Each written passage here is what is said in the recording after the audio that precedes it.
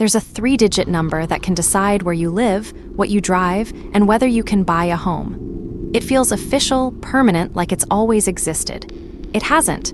It was invented by one private company in 1989. By the end of this, you'll know where your credit score really comes from and what it's actually measuring. And stay to the end, because once you learn who the number is really built for, you'll realize it was never scoring what you think it's scoring.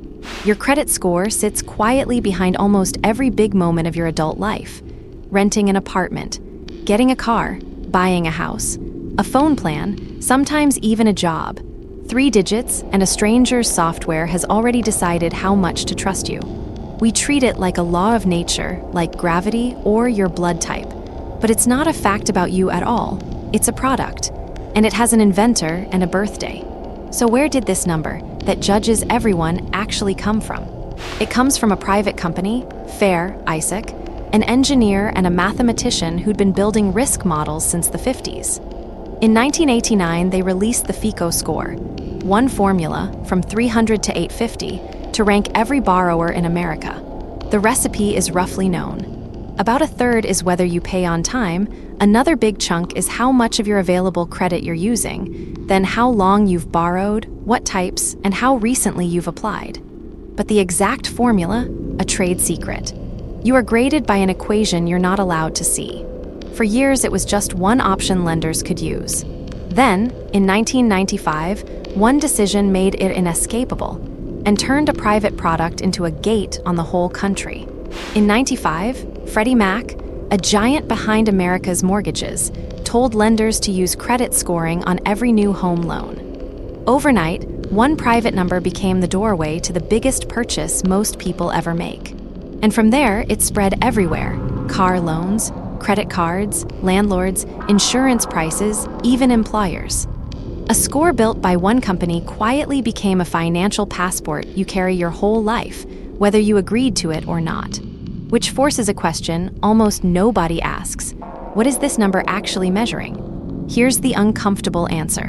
Your credit score does not measure whether you're good with money. It measures whether you're good for the lending industry, how reliably you'll borrow, carry debt, and pay interest without defaulting. It's a profit forecast dressed up as a personal grade. That's why the score does things that feel insane. You can be completely debt-free, with cash in the bank, and have a weak score because you're not making anyone money. Someone who carries loans and pays them steadily scores higher than someone who never borrows at all. The system doesn't reward being careful with money. It rewards being a good, dependable customer for debt. So the number that feels like a verdict on your character is really a verdict on your usefulness to banks. You've been trained to chase a high score as if it means you're responsible. It mostly means you're profitable. Now, to be fair, this replaced something worse. Before credit scores, getting a loan came down to a banker's gut, your connections, or naked prejudice, your race, your gender, your neighborhood.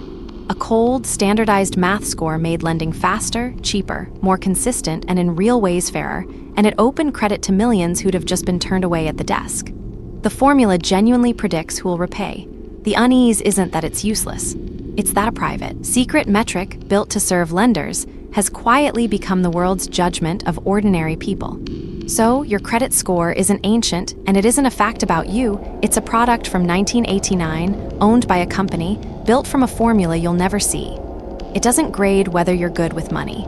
It grades whether you're good for the people who lend it. The next time that number makes you feel judged, remember what it's really asking. Not are you responsible, but are you profitable? Send this to anyone who thinks their credit score is a report card on their life. And subscribe, because next, the company behind Mario and Zelda is over 130 years old, and it started making something you'd never guess.